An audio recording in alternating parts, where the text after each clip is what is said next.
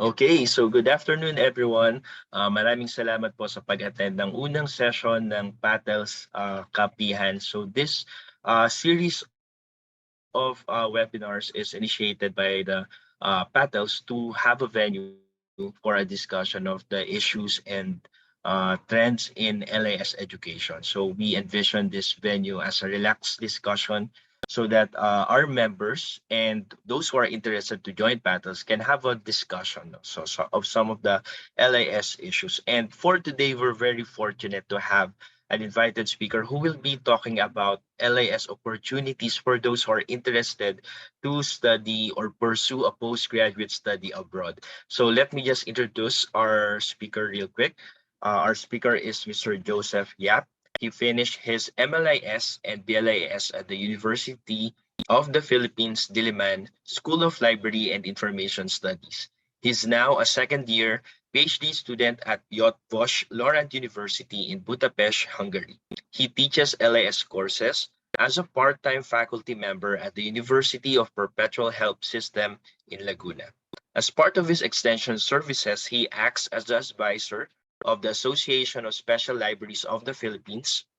He is also the president-elect of Special Libraries Association of the Asian chapter and the deputy chief editor of the UNI-LIB-NSD conference proceedings in Ukraine and reference editor of Dialogue, the interdisciplinary journal of popular culture and pedagogy, which is based in the United States. So everyone, let us all welcome Mr. Joseph Yap. Hello po, Sir Joseph. Maraming salamat, Sir PJ, at sa inyong lahat na nandito. Feel free to open your cameras if you're willing. No? Pasensya rin kung may maririnig kayong background noise. No? Galing katabi kasi ng apartment yung tram services. So ayun, may mga dumadaan-daan dyan malimit. Thank you for joining us, for giving us your precious time. Siguro simulan natin na tanungin ko lang, no? Saan po ba kayo galing na parte ng Pilipinas? Pwede po kayo magsalita or i-chat kung hindi available, no? Magsalita. Saan po ba kayo galing? Siyempre si Stephen, kilala ko siya, so taga Iloilo. Si Ma'am Cosette, Iloilo din po ba kayo? Hello, Sir Joseph. Yes po, Iloilo din Tama po. po, Iloilo din po. No? Meron tayo. Okay, Risa, siyempre Sir PJ. Yung iba po, yung ating participants, Karina from Muntinlupa, Camarines Sur, hi Kay, magandang hapon. So karamihan po ba ng nandito ngayon ay mga LIS educators? No, educators po. Hi, Miss Joy. Yes, no, karamihan. So hello. Yes. Yeah, Renato, tagasan ka, Mr. or Sir Renato, tagasan ka po? Saan ba siya? Ayun. So, tanong ko rin, Arellano University, tanong ko rin, meron na ba dito na ongoing pa ang kanyang master's degree, specifically LIS, MLIS, no, or other variations ng LIS pero nasa master's, or tapos na o matatapos na o hindi pa talaga nasisimulan kasi pinag-iisipan pa. Basically, pag-uusapan natin ngayong hapon is bakit gusto mo pa rin mag-pursue, ano kaya yung main reasons at ano yung available opportunities na meron. Specifically, doon ako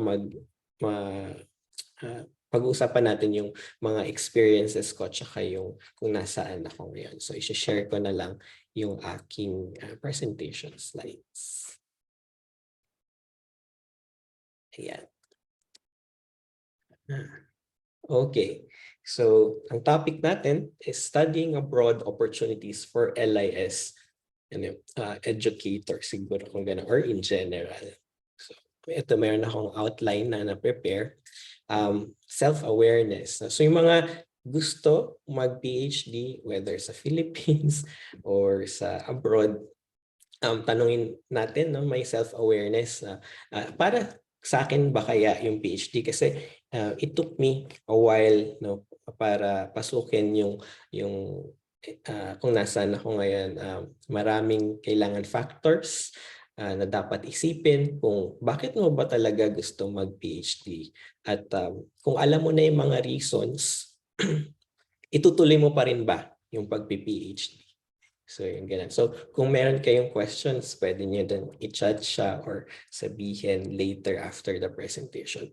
Magbibigay rin tayo ng mga ilan lang naman ng mga characteristics para maging isang PhD student or candidate. Tapos pag-uusapan natin yung sa program o yung scholarship na meron dito sa Hungary, yung Stipendium Hungaricum, tsaka kung ano yung nire-represent ko ngayon. Bale, ang nire-represent ko ngayon is yung Hungarian Students Association na PhD at DLA, kasi ako yung napiling ambassador for Philippines. Tapos yung other opportunities na nag-iintay sa inyo kapag nag-study na kayo abroad. Okay? Okay. Yan. Okay, so is PhD for me? So ask again yung question sa sarili. So may ilang mga tanong pa dito. Una, excited ka ba? Are you excited to discover or explore a phenomenon in your area of expertise? Since karamihan sa atin dito ay LIS educators. Ako, bago lang din ako sa area ng pagtuturo sa ng LIS. No? Ganun. Parang nagkasabay pa siya. Nag-start ako mag-PhD, tapos nagtuturo rin ako. So, okay naman yung experience. Mahirap, pero kagaya mamaya mag-intindihan. Sorry, maingay.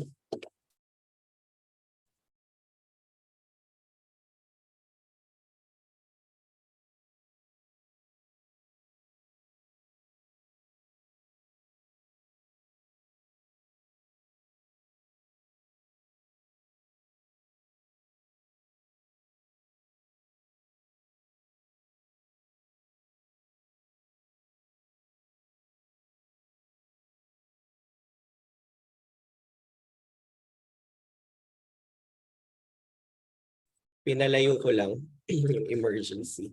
Alright, so, di ba lahat tayo, karamihan LIS educators, no? Naiisip niyo siguro, bakit kaya ako mag-PhD? Nire-require ba ako mag-PhD? O dahil gusto ko lang talaga mag-research, no? So, pangalawang tanong is, passionate ka ba na mag-share o mag-contribute ng new knowledge or information? So, karamihan sa atin may mga magagandang experiences na teaching experiences. Siguro, mas gusto pa nilang i-improve yung kanilang research skills. Kaya gusto niyang mag-PhD o kung yun yung tanong niya sa sarili niya. Tanungin mo rin na naalala mo pa ba yung last time na nag-research ka sa LIS or na-busy ka na sa ibang bagay, maraming administrative things na kailangan gawin kaya napuput aside yung LIS research o kahit na alam mo na requirement siya for promotion pero dahil nga ang daming goals in life, hindi na natin siya mabigyan ng priority. No? Ano yung area ng LIS research na interesado? Kasi importante yun. Pag naging passionate ka na dun sa area na yun, ay yun talaga yung i-focus mo. Siguro magandang pag-usapan din no, sa atin. Hindi ko lang alam kasi sa field talaga kung ano talaga yung phenomenon na kapag ikaw ay isang Filipino LIS educator at nagturo ka ng ganitong area of specialization, halimbawa cataloging and classification or related sa indexing and abstracting, dapat ba na magturo ka rin ng library management o dapat ba magturo ka rin ng IT o dapat mag-stick ka lang doon sa specific area na yun para yun yung research na nahahasa mo, di ba? Halimbawa, nagtuturo ka ng organization ng library materials tapos sa next semester ilalagay ka naman na ikaw ay magtuturo ng ganitong other, medyo LIS pero other field ng LIS. So, paano kaya yung focus or area of research na magugustuhan mo? Mako-confuse ba yung brain mo? O kaya mong gawin lahat kasi masyado kang magaling para magawa yung mga bagay na yun? O dapat mag-stick ka lang sa isang area na yun para mas maging expert ka dun sa field na yun? No? Tapos, gaano nakalawak yung experience mo sa pag-represent ng conference? Meron nga, no, nung siguro 10 years ago o baka 5 years ago, hindi ganon nakikita yung mga LIS educators na mag-present sa mga forum o seminars sa Philippines. Siguro may iilan. Tapos may nadodominate sila ng mga locations or geographic locations. Dapat din siguro natin na mabigyan ng pansin na tayo bilang LIS educators ay nagli-lead din tayo sa mga conferences, uma-attend tayo hindi lang sa PATLS, kundi sa iba pang mga conferences na available, no, na related sa LIS education or sa practice na. Kasi meron naman tayong mga sinusupervise na mga estudyante na kung MLIS ay nasa practice na o nasa yun nga. Tapos ilan ba sa inyo ngayon yung naka-experience na mag-publish sa isang, sabihin natin, conference proceedings o kaya book chapter o kaya journal article talaga. So, itong mga tanong na ito, necessary sila para ikaw maunawaan mo na ano yung ine-expect ng isang PhD program sa isang PhD student. No?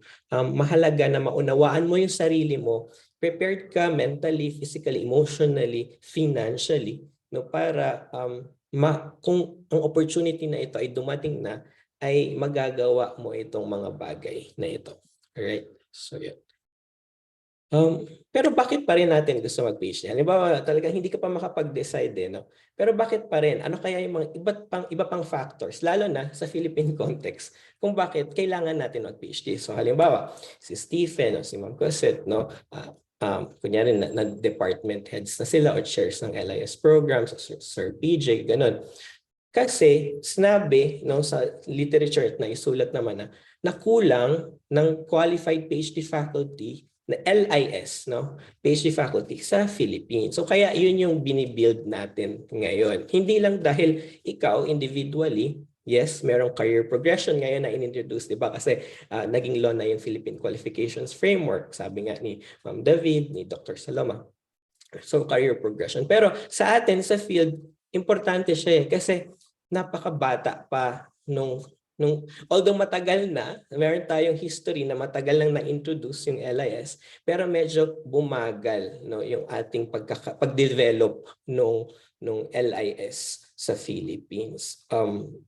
Kaya nananawagan tayo sa lahat na okay, habang yung iba nagtuturo, sana yung ibang faculty members na ipapadala, na napapag-aral ng mga institutions para nga lumawak tayo. Kasi kung pagbabasihan natin sa ASEAN pa lang, ay medyo nahuli na tayo kasi may mga PhD schools na sa Singapore, sa Indonesia, sa Malaysia, no? At kahit nga sa Myanmar meron. So napag-iiwanan na tayo. At syempre kapag may estudyante, yung PhD faculty yung magre-review ng mga dissertation research ng doctoral students. So kapag wala namang program for PhD, wala ring students na makakapag-enroll. At kapag may PhD na, makaramihan, syempre mas maraming opportunities para sa ating lahat. Ito, papasadahan lang kasi I hope na medyo may idea na kayo dahil na-discuss na siya sa mga iba't ibang forums, no? Sa Philippines since 2017 nung na-enact yung 10968 or yung Philippine Qualifications Framework, no, isa siyang standard, no, national system development para ma-recognize yung mga qualifications natin. So tayo may CPD tayo, so kinakailangan na aware tayo kung paano tayo magpo-progress sa ating careers. Ginawa ito para mabawasan yung job mismatch, tsaka para din lahat ng nag-MLIS ay maka-align, no, doon sa PhD program. Wala namang problema na magkaroon ng ibang PhD program o title na after noon, halimbawa syempre sa education ka, halimbawa basta siguro yung thesis mo is related to LIS at in-approve naman yun at meron namang council na mag-check pa rin nun, edi darating ka dun sa level na nire-require kasi automatically sa career mo ay magiging level 8 ka. So yun lang ang titingnan natin, no? Sa Philippines para bang kapag hindi ako nag-PhD, etong level lang yung maabutan ko, level 7. So, mobility din siya kasi for ASEAN, halimbawa, kung nire-recognize, halimbawa, ng Philippines, Singapore, at kung level 8 ka na sa Philippines, di level 8 ka rin sa Singapore, o sa Malaysia, sa Indonesia. Ganun. So, once matapos mo yung iyong PhD, level 8 ka na. Ayan. May iba-ibang tinitingnan, no? Knowledge, skills, and values, how are you going to apply it, yung degree of independence, tsaka qualification. So let's say natapos mo yung PhD mo, ano yung mga ine-expect sa'yo? So sa knowledge, skills, and values, holistically, nauunawaan mo yung 6 na areas ng licensure examination, no? Yung management, IT, indexing, organization, lahat yun, etc. Tapos, meron ka pang mga specialization. Meron kang leadership skills. Nakapag-conduct ka ng research, nakapag-present ka ng iyong findings sa seminars, at nakapublish ka ng papers locally at internationally. Sa peer-reviewed na journals. Hindi naman pinag-uusapan kung anong level or rank ng journal for as long as peer-reviewed naman siya. Sa application, kaya mong mag-manage ng library or information center project at makapagawa o submit ng project proposals. And also, kaya mong mag-lead ng mga projects na ito. Alright, so meron lang akong tanong. Sana makapag-participate kayo. Pwede yung scan, yung QR code, o kaya punta lang kayo sa slido.com. Ano kaya yung mga skills or qualities na kinakailangan para makapag-enter ng isang PhD program? So, yan. Bigyan natin ng konti lang naman na time. Scan nyo or slido.com. Tapos, yan. Yung ating sige, i-minimize, stop share ko saglit. Tignan natin. Sana na-capture nyo.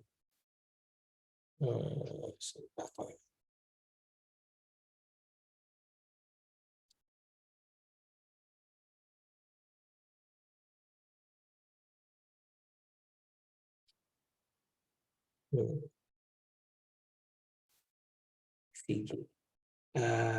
Nakuha ba? Ulitin ba natin?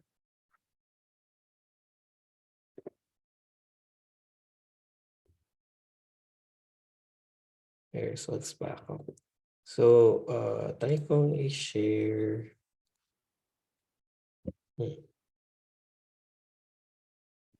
Sabi dito, what skills or qualities? Ayan, meron nagsabi na marunong mag-develop ng isang proposal, tapos research-oriented. So, dalawa lang. Kuhan pa. Or pwede kayo magsalita na lang. Pwede naman. Open naman ang mic for everyone. Since konti lang tayo.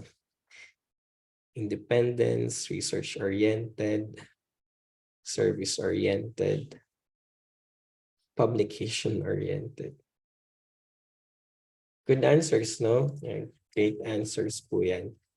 Balik na tayo dun sa King Pinipresent. Saan ako? Ayan. So, okay yung mga sinabi nyo, no? Research-oriented, publication-oriented, independence. Yun, kinakailangan talaga sila. I-summarize lang natin sa isang slide lahat ng sinabi ninyo. Dagdagan pa natin ng iba pa. Ano yung characteristics, no, ng isang good PhD candidate? Mabilisan lang. Meron importante na academic ability. Siyempre, natapos mo na yung master's degree mo, inaasahan na ina-expect na medyo okay naman kahit pa paano yung grades, kasi kapag nag-evaluate din ng isang PhD candidate, titingnan pa rin nila yung academic performance mo. No? Kamusta ka ba ng master's student ka? Tapos manghihingi pa sila ng reference letters, no, from your previous faculty members. So, importante na hindi naman talaga siya super pataasan ng grades, kundi titingnan mo lang, no, i-connect mo lang paano ba naunawaan yung napag-aralan mo noon at paano mo siya i-apply ngayon sa iyong PhD program. So kung fair student or mas mataas pa, why not, diba? Okay na okay siya. Accountability is very important. No? Yung may sinasabi natin na paninindigan or pananagutan sa mga bagay-bagay na meron kang ability na mag-i-own, no? Halimbawa, ito talaga yung gusto mong gawin at kunyari doon sa ginawa mong yan hindi naging maayos, panindigan mo. So take ownership on that. Importante yan kasi by that time maaayos mo naman yung iyong work at least hindi ka gumagawa lang ng ibang dahilan na at maninisik ka ng iba. Importante rin ng isang PhD candidate ay persistent. Anong ibig sabihin kapag ikaw ay isang persistent? Ibig sabihin ikaw ay may commitment, no? Alam mo, nasisimulan mo ang PhD program at tatapusin mo siya.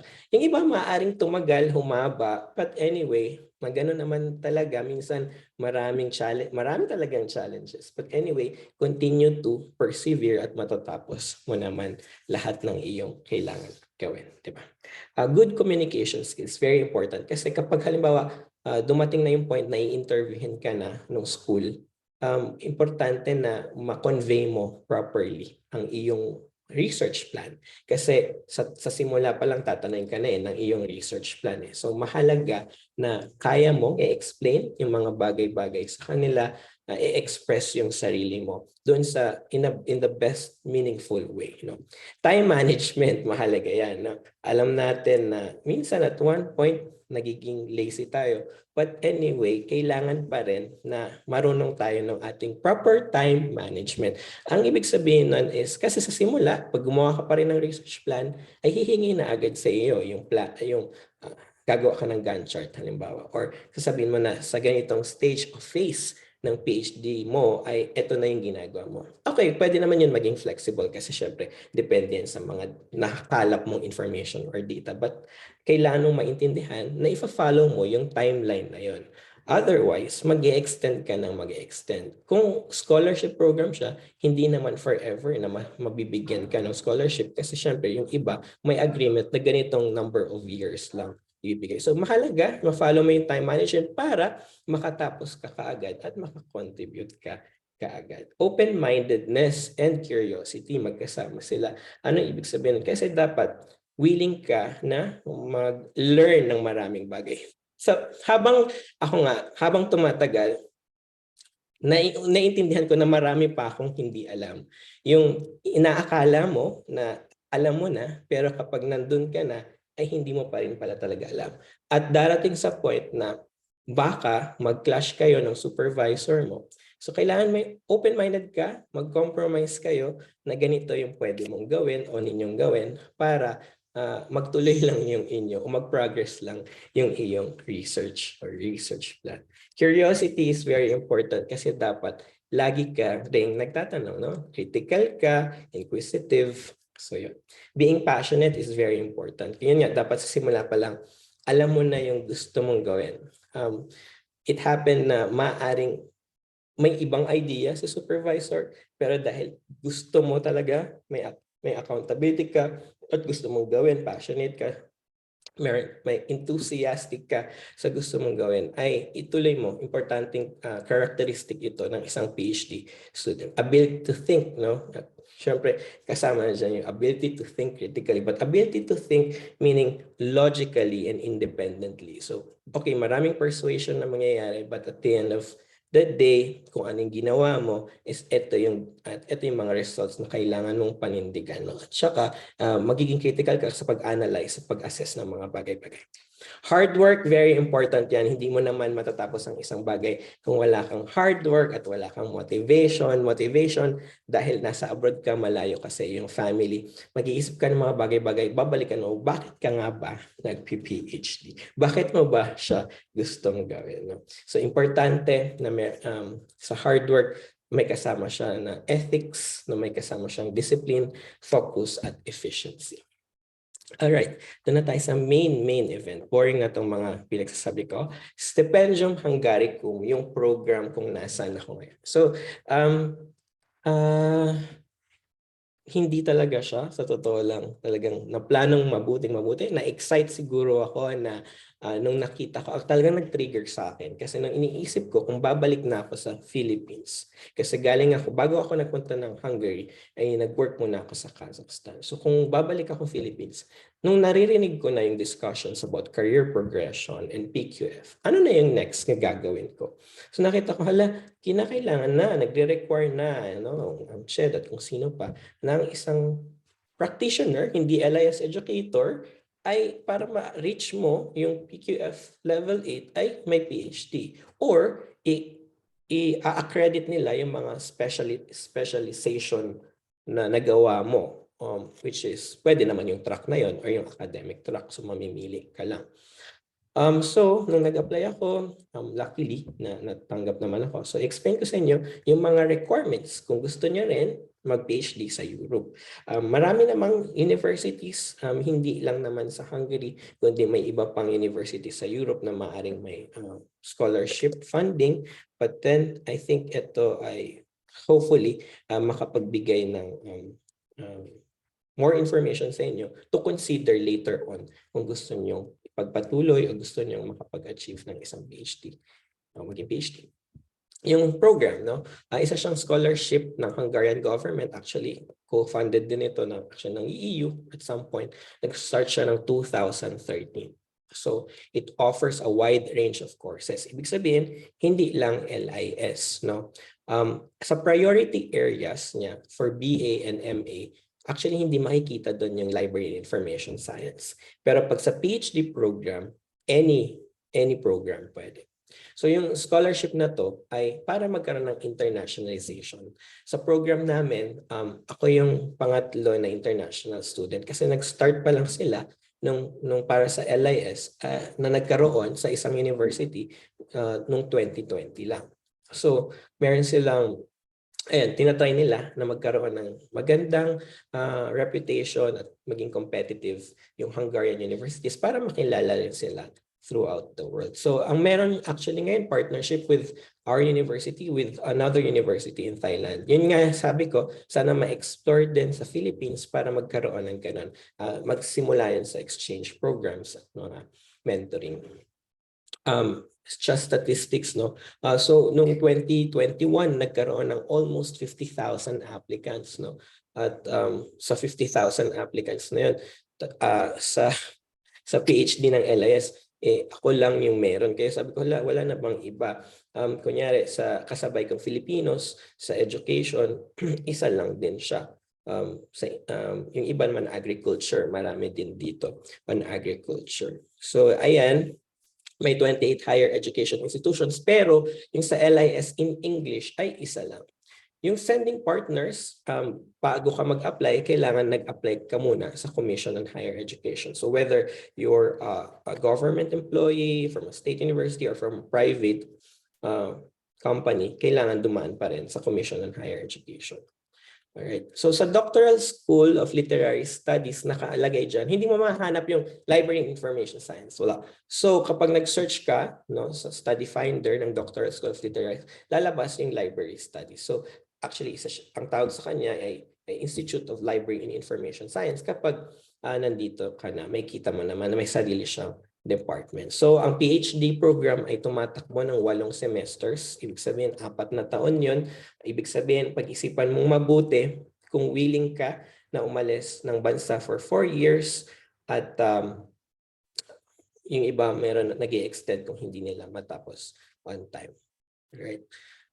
Yan. So ano yung ibang requirements? Yes, magkakaroon siya ng pag halimbawang pumasa ka na sa CHED, tapos mag-move on ka na sa next level or phase, merong entrance examination, normally ipapresent mo yung research plan mo. Dito, chine-check na nila, halimbawa yung grades mo before, language proficiency, professional discussion, etc. So, ang kagandahan dito, pwede kang mag-present ng Certificate of English as a Medium of Instruction na hindi mo kinakailangan ng IELTS. So halimbawa, kung feeling mo 7 ka naman na sa IELTS before, take na lang this as opportunity, which isang aspect lang naman yun. Masu-surprise ka na there are Asian students din na medyo mahirap silang magsalita but at least nakaka-express naman sila. Baka sa ibang areas ay magaling naman sila. Ano yung detailed requirements? So halimbawa, sa call, for the next academic year, nag-open ng mid-November. So ngayon pa lang, kung excited ka na, i-gather mo na yung mga documents na kinakailangan mo. So may online application form, yung Stipendium Hungaricum, check mo doon, mag-apply ka. So i-fill out mo yung form. No? Importante na makapag-prepare ka ng iyong recent photo, tapos check mo lang yung lagi yung timeline. Gagawa ka ng motivation letter, nakasulat naman dito, proof of language proficiency, and their translations. Ano pa yung kailangan? School certificate. So ready na yung diploma mo, master's, kung pwede bachelor's din, pero tinitingnan na lang nila yung master's. Tapos, transcript of records. No? Tapos, prepare ka ng iyong research plan. Kaya, kailangan passionate ka na dun sa iyong ginagawa para pag nagtanong sila ay talagang kaya mo i-defend yung iyong research plan, letters of recommendation, two actually. Ano pa ba ito? Nakalagay dito. Hindi ko nakikita yung sa taas. Parang statement of supervisor. So dapat sana makahanap ka ng supervisor or bibigyan ka naman kung mag-express ka ng interest kung hindi mo talaga alam kung sino. Nasabi ko na transcript of records, passport, importante yan. Statement for application, acceptance. Ibig sabihin, conditionally na-accept ka na ng LIS department, tapos i-attach mo siya doon sa online form. Importante yun. Tsaka medical certificate. So may template naman siya, hindi mo kailangan humingi ng medical certificate, kundi i-follow mo kung anong nire-require ng template. Alright. Yun nga, nabanggit ko na meron tayong Memorandum of Understanding with CHED sa Ministry of Foreign Affairs and Trade ng Hungary at na-renew siya until 2023. Siyempre, hopefully, ma-renew pa rin siya after nito. Kaya naman, if you know someone or you would like to explore this experience program, mag-apply kayo. Sa Philippines, sabi ko nga, wala naman nire-record kaya pwede talaga ang Library Information Science dito. Ito yung email kung paano nyo muna isasubmit yung inyong documents sa CHED. Meron dito sa right side na may kita ninyo, may email addresses dyan. And ano pa ba? So, yearly, 35 lang from the Philippines. This is very low in comparison with other countries. Let's say, for example, Jordan or let's say Indonesia, mga 200. Hindi ko alam. So, depende talaga sa Memorandum of Understanding, ng bilateral agreement. So, tayo 35 lang ang na-allow na mag-aral dito. Mas marami sa master. So, meron silang Facebook. So, yan ang pinapromote ko din, yung pag-aaral dito using Stipendium Hungaricum. Ano yung inclusions? So, kapag na-accept ka, meron kang free tuition fee amounting to 2,600 euro every academic year. Meron kang monthly stipend, pa-convert na lang, nagbabago-bago kasi 140,000 for the first 2 years and 180,000 for the last 2 years. Accommodation assistance for 40,000 foreigners at meron kang health insurance both from private and government. So makuha mo yan.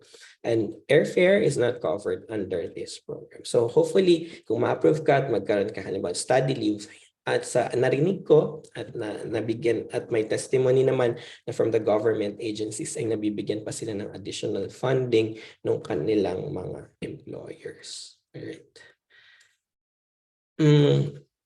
Nagre-record din ng CHED ng mga iba't iba pang documents. Nilista ko dito lahat.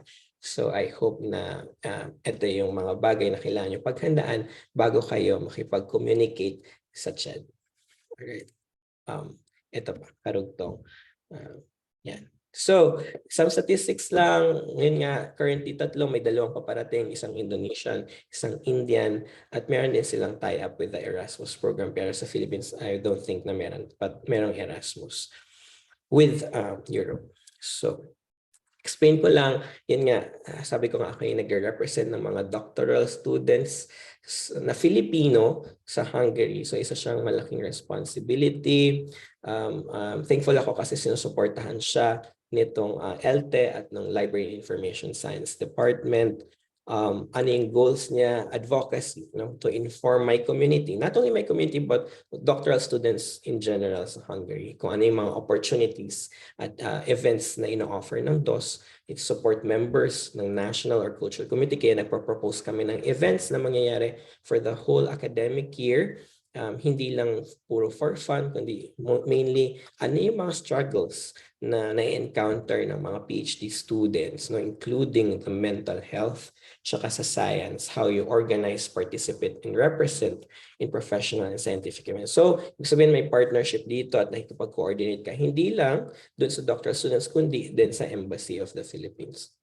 So, there are currently merong 37 ambassadors from 37 countries, independent states. Other academic opportunities. So, nandito ka na, halimbawa sa Hungary, at na meron ka ng possibility na umattend ng iba't ibang conferences. Halimbawa, sa Europe, yung PATLS ng Europe ay yung Bobcats. So, isa siyang dati, ano bang name niya? Euclid, yung name niya dati. So, or kung sa US, ALIS, ALISE. So, meron tayo dito. So, umiikot-ikot siya. So, I'm just lucky na this year ginanap siya sa Hungary, so naka-attend din ako. So mamimit mo yung iba't ibang LIS educators and practitioners sa conference nito. At marami pa siya actually mga related conferences. So magdi-discuss kayo ng mga trends sa research at kung ano-ano pang bagay sa Bobcats. Ito yun. So European, syempre, a chance to explore and learn about beautiful European libraries. Pwede ka na rin mag-benchmark, pwede mo na rin ma-meet yung iba't ibang mga librarians. Syempre, access mo na yan sa Europe. Ito yung example ng isang Metropolitan Library, Irvin Sabo. Isa siyang dating palace na na-convert into a library at ginagamit din siya sometimes for events such as wedding reception. So napakaganda nito. So if may opportunity, actually if you travel here, so I'd be willing din naman, kung ayaw nyo mag-aral, I'd be willing to be your tour guide. I've been to the National University Library of Zagreb in Croatia and this beautiful National Library of Serbia and other libraries like the Abbey Library Győr and the Parliament Library of Budapest. So, ito po ang aking presentation, may references. Maraming salamat. Kung may questions po kayo. Uy, ano na tayo? We are 21. So, All right. Maraming salamat, Sir Joseph. I'm sure, actually ako din may questions ako, pero I'm sure yung mga participants natin maraming questions and nakaka-excite, especially yung latter part, aside of course dun sa opportunity to do research, there are also other opportunities to make connections, di ba? Especially yung pag-visit ng mga iba't ibang libraries and networking with other LIS professionals. So that's really exciting. So sa ating mga participants, the floor is now open. So if you're a bit shy, you can message me your question, or you can put the question in the chat box, or you can also unmute yourself. Please feel free to participate. Now, this is just a relaxed discussion. You can unmute yourself and ask your questions. So, sino po sa inyo ang merong gustong itanong kay Sir Joseph? Simulan na natin. Try to open up yourself. Ganyan. Ako din kasi ay isang shy na librarian until now. But when it comes to opportunities like this, ito na yung time para magsalita rin kayo. Diba? Kasi kapag nasa doctoral school na, I think kailangan mo magsalita ng magsalita. Importante siya. So i-train natin yung ating mga sarili. Ngayon pa lang. Tanggalin na natin. May hiya tayo pero may mga pagkakataon na dapat alisin din natin siya. So yun.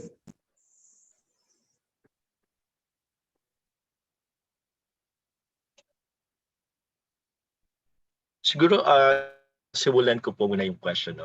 Sir, I understand that your background before you started your PhD journey is that you are a practitioner, no? So mas practitioner po yung background niyo. Sa tingin niyo po, is that like an advantage, or ano po yung sa tingin niyo pinaka nakatulong sa inyo that made you become accepted in the PhD program? Okay, tama na. Yan, nagsimula ako as a practitioner, 15 years of LIS practice, both special and academic library. Nung nakikita mo na yung practice, ngayon ang tanong, hindi lang naman kasi ako siguro nag-practice, kundi at some point meron akong action research. Hindi sila yung super highly research na makikita mo. But again, nakatulong silang lahat para unti-unti natitrain ko yung sarili ko kung saan yung mga dapat kong i-improve bago ako pumasok sa isang PhD program. Masaya yung practice, ang dami kong natutunan, ang dami niyang naging contribution sa kung ano yung alam ko ngayon. Pero at the same time, gusto ko rin pang malaman kung ano ba yung mga pwede ko pang ma-contribute kung sisimulan ko na ito sa pagre-research. So kasi I feel sa sarili ko na gusto ko talagang maging educator. Kaya yung pagdedesisyon na ito isang malaking bagay para sa akin kasi so currently wala akong full-time job, 'di ba? So kasi nga pinili ko na maging mag-partake sa PhD program. Ayun. Salamat po, Sir Joseph. Meron pong question dito si Sir Renato Tabuga. May numbers of years lang po ba na dapat tapusin dyan? And ilang years po ang stay? Sa PhD program dito ay 4 na taon, no? Ibig sabihin 2 years muna, tapos pag napasa mo yung complex exam, so meron ka ulit 2 years, no, para doon sa research part. So 4 years. Ngayon, meron silang, so natapos na dapat yung scholarship noon. Pero dahil hindi may kulang ka pa ng konti at ma-justify mo, meron silang isa pang klase ng scholarship na binibigay dun sa mga magko-complete lang naman nung program. At kung ma-approve ka, so meron ka pang siguro mga 8 months. So 4 years and 8 months. Kung kaya mong tapusin ng mas maaga, mas mabuti. No? But syempre, alam mo naman, if merong dumating na ibang opportunities, nagbabago naman yan over time. So, ayun. So basically, 4 years plus yung hindi mo pa ma-identify kung matatapos mo siya. Yung iba, halimbawa, defense na lang naman yung kulang, kung matapos nila yung 4 years, sa country na nila of origin, ginagawa online at inaalaw naman siya. Salamat po. I understand, Sir Joseph, that this scholarship that you have right now is a government scholarship. Is there like a component na kailangan yung i-fulfill after? Like, do you need to work in Hungary or do you need to go back to the Philippines or meron po bang mga ganung conditions after you finish the scholarship? Hindi siya talaga na-spell out na kung ano yung dapat mong gawin. Parang ine-expect lang as your responsibility that after sana ma-finish mo yung program, whether bachelor's, master's, or PhD, ay babalik ka sa Philippines to share your knowledge, to contribute something. Pero hindi, sa kagaya ko, halimbawa, hindi ako nag-work sa Philippines, no, as a government employee, whether a state university or kung ano man. Sila, nakilala ko, meron sila na kontrata sa kanilang organization. So halimbawa, yung mga PhD scholars dito from UPLB, halimbawa, meron yun nakasulat, nauuwi talaga sila kasi tuloy-tuloy ang sweldo nila, di ba? Tapos may iba pa silang funding opportunities from their home institution. So hindi lang yung scholarship dito yung nakukuha nila. Actually, yung iba nakapag-apply din for CHED ng other scholarship pa siguro, which is inaalaw noon, ngayon yata parang wala man ganun. So ganon, yung decision ay nandoon. Sa kagaya ko, open naman talaga siya. Hindi ako nakatali sa isang organization. So yun. So kung sinasabi, tanong din siya ni Anacel, no? Return of service. So yun, kung sa government ka, meron talaga.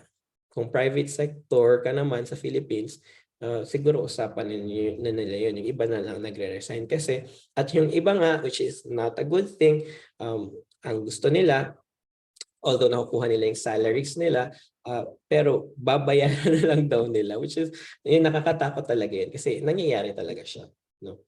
Yun. Pero hindi natin sila mapipigilan kasi it's always a choice. Yeah, especially if there are opportunities din, di ba, na available after you finish. So meron pong, I think this one was sent. Okay, so this was sent to me directly. So I'll be posting the question for the benefit of everyone. So sabi po niya, we know how hard your struggles, especially in an international school with international classmates, but what would you like to share, especially those who plans to follow your lead to become an international scholar, especially mentally and emotionally? So sir, how can we prepare po ba if you want to study in an international environment? Ano po ba yung experiences, sir? Malaking bagay na okay, sa Philippines, ang background is sa isang private university ako, no? So, okay, medyo challenging na yung mga roles na ginagawa ko doon before. Pero how are you going to deal with the people naman na iba? So, malaking bagay na meron akong experience na nakapag-work ako sa Kazakhstan before, which of course, maraming culture, multicultural, no? Iba't ibang languages. And I think tayo as a Filipino naman, kaya natin maging flexible at tapos kaya natin unawain yung mga nangyayari at dapat malawak ka talaga, open-minded ka, no, sa mga nangyayari sa iyong paligid, sa iyong environment. To prepare emotionally, it is sometimes, no, homesickness, mga ganun halimbawa, or minsan may gusto kang makausap na tao, so dapat meron ka palaging communication with the people na important sa iyo para makaprepare ka emotionally. Emotionally din sa pag-aaral na mahirap siya at some point, pero never give up, di ba? Sabi nga, yung motivation mo, kailangan nandun. Lagi mong babalikan yung reasons, yung purpose, bakit mo siya ginagawa. Ano pa ba? So, kung wala ka pang experience na makipag-trabaho sa international group of people, or I think dyan pa lang sa community mo, kung ikaw naman ay marunong makibagay sa mga tao, no? Kasi gano'n naman yung pagsisimula. Kung okay ba ang relationship mo with your co-faculty, okay ba ang relationship mo with your students, okay ba relationship mo?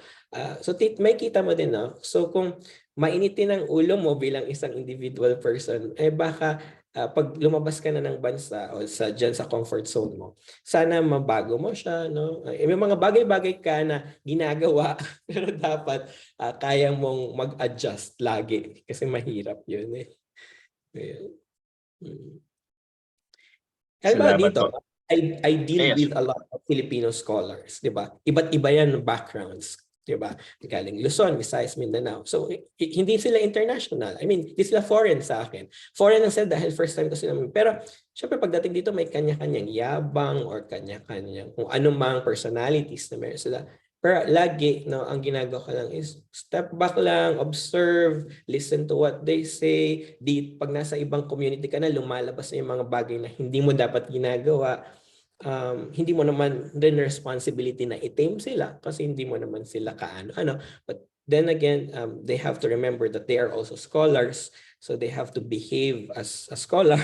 So ganon. And syempre, pag medyo close na kayo, di syempre, that's the time maybe you can give some advice kung dumating na yung relationship. No? Importante kasi nga, mabuild yung relationship. Yun.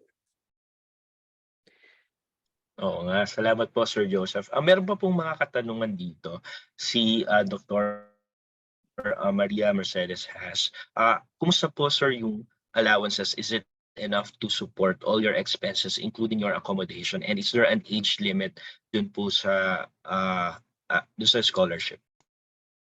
Yung una yung accommodation expenses. The assistance, which is 40,000. Okay, ang options is you stay in a dorm or you find your own accommodation. So kung nasa dorm ka, wala ka ng extra cost, no? Kasi provided na lahat. including internet. Kung sarili kang accommodation, bayad ka pa ng internet, utilities, ibig sabihin yung electricity, water, tapos kapag winter, mas mahal. Yun. So kung ang tanong is, kaya ba? Syempre yun, maglalabas ka talaga ng konting sarili mong personal na pera. So hindi siya 100%. Ngayon nga, kung meron ka namang support doon sa iyong Philippine counterpart, no, is okay. Age limit, I don't think may age limit naman. Actually, may mga nagtatanong din yan from other countries, no? For as long as nabigay mo naman lahat ng requirements, so wala namang age limit. So depende na lang yan sa mag-a-assess siguro kapag nasa interview ka na. But I don't think meron ako nakitang area for age limit.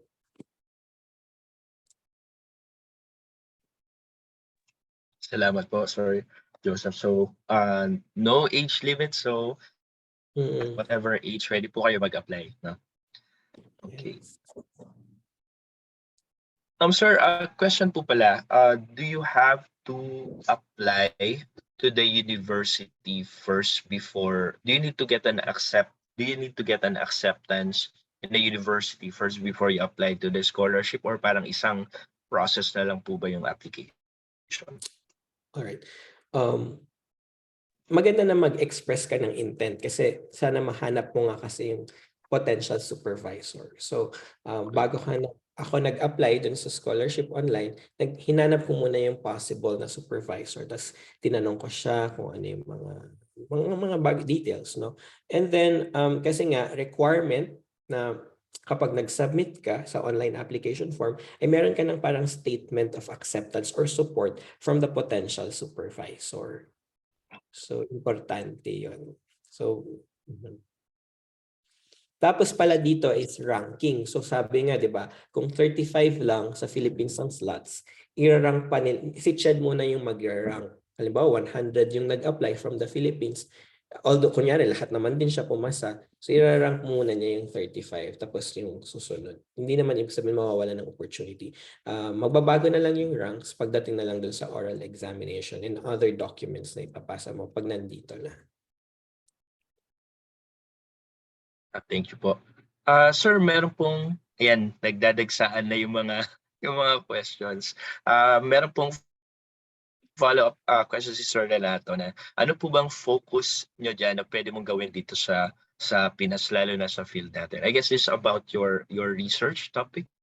Yung research topic ko is about the role of libraries, no? Yung civic engagement role of libraries, lalo na pagdating dun sa age of disinformation. I mean, era of false information. So yun yung focus ko. So kailangan ko ng theoretical framework about that. Kailangan ko ng methodology na related to that. So yun yung mga nire-review natin ngayon, which is, yun nga, kung sana naka-attend kayo ng bootcamp ni Professor Olson, di ba? So sana magandang opportunity din siya. So yun yung topic ko na pwedeng gawin dito sa Philippines. I think so. I mean, kung nasa Philippines ako, baka yun din yung topic ko kung sakaling naka-enroll ako sa isang PhD program sa Philippines. Kasi in Philippine context naman yung ginagawa ko. Yes. I see. Sir, how about po yung restrictions on work? Allowed po ba kayo mag-work part-time or full-time habang I'm assuming naka-student visa kayo, no?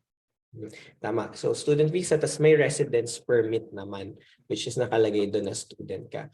Yes, allowed dito mag-work ng 20 hours per week. You know? By law, inaalaw siya. So kung kaya ng powers ninyo at energy na pagsabayin, pwede naman.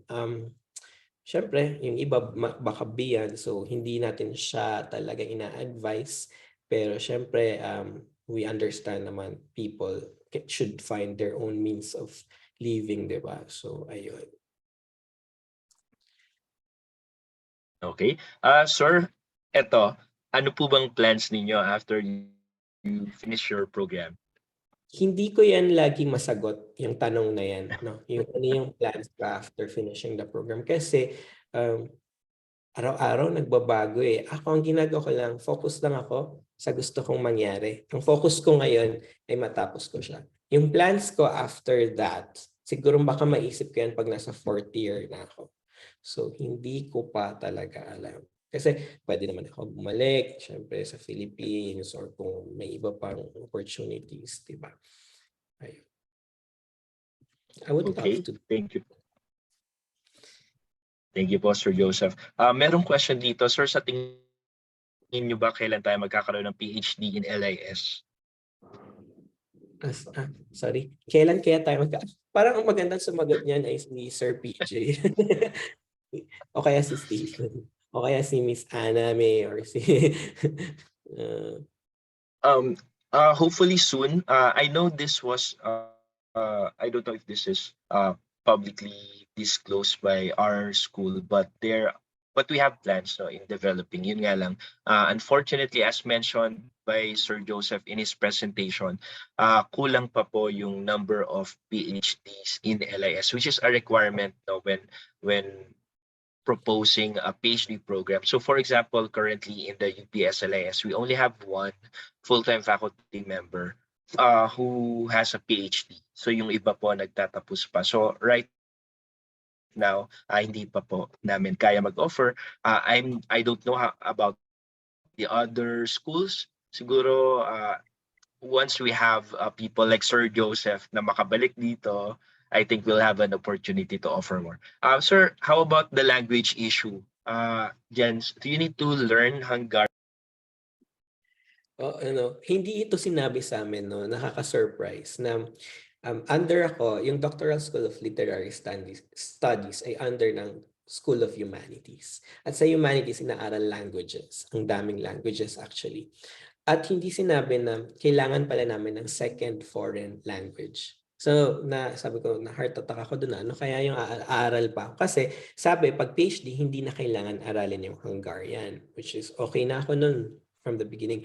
Tapos nung sinabi yun, so buti na lang meron akong backup plan which is ready na, buti naging ready naman ako at some point. Kasi ang maganda nung nag-aaral ako ng bachelor sa UP, meron, sana kayo din meron language courses. So nag-take ako ng mga language courses sa UP as part ng program ng curriculum. At yun ang which is nakastipulate na if makapresent ka na ikaw ay nakapag-aral ng 2 years, ibig sabihin 4 semesters, ina-allow na yun as a kapalit ng second foreign language aside from English. So na-approve siya ng doctoral school, which is okay na-relieve na ako after nun. Kasi sabi ko, mag-aaral ba ako Spanish? Pwede naman, aralin ko Spanish or balikan ko yung iba kong naaral na language. So yun. Pero of course, kapag nandito ka na, mas maganda, may konti kang alam na language nila. Para, basic lang sa transpo, grocery, mga ganun. I see. Pero enough naman, sir, maka-roam around the city na kahit English lang yung salita. Isipin nyo nga yung iba hindi talaga nagsasalita eh. Nakaka-roam around talaga sila. Lalo na halimbawa pag Chinese, Vietnamese. So yes, kasi medyo konti yung mga English names, no? Pero marami, kasi ngayon ang kagandahan nga nakikita na online, no? Lahat, mag-navigate ka, etc. Lahat nasa actually apps ng Google. So nakakatulong naman yun. At nakakapagsalita naman din ng English yung mga tao. May iba na hindi masyado pero meron naman nakakapagsalita. I see. Sorry, meron po pala akong na-skip na question dito from Ma'am Anna May Cantel. Yung question po niya is about, syempre we know na currently there's a war between Russia and Ukraine and medyo malapit, no? Medyo malapit yung location nyo. Affected po ba kayo ngayon? Hopefully, okay lang kayo, sir. Meron po bang implications to sa inyong scholarship? Affected kami sa taas ng bilihin kasi lagi silang nagpapalit kahit nga yung mga pagkain lang sa streets na dati ganito yung presyo tapos tumaas na naman kasi lahat talaga ng goods, services na apektuhan. Sa scholarship, wala naman silang sinasabi. Nagbago lang yung guidelines na ina-accept nga nila yung mga Ukrainians sa mga higher ed institutions. So kung ang nakikita ko, kung mangyayari ito, I think i-allow kami ulit lahat umuwi, tapos magpapatuloy lang naman yung online. Siguro ganun pa rin, no? Online classes. Yun yung sa scholarship, I don't think naihinto nila. Although alam ko na nag-struggle sila sa budget. Pero kasi nga, di ba, mayroon naman ng kasunduan yan, hindi naman pwede na ilaglag na lang ang mga tao. O yun. So, yan. Thank you, Miss Anna May. Thank you po, Sir Joseph. And thank you to your questions. I know we scheduled this up to 4, pero mukhang marami pang questions. Siguro we can accommodate 2 more questions. Sir Joseph, okay lang po ba? Ay Ayan. lang.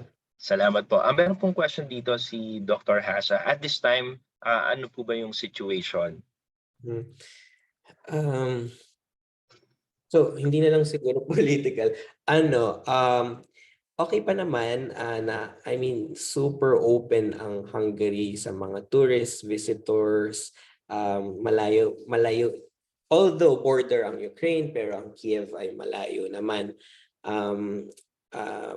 So, I think normal naman. In normal conditions, patuloy pa rin naman silang nagko-construct ng kung ano-anong bagay, I mean, buildings, nagde-develop ng mga roads nila. So, it is okay. I hope na mag-end na.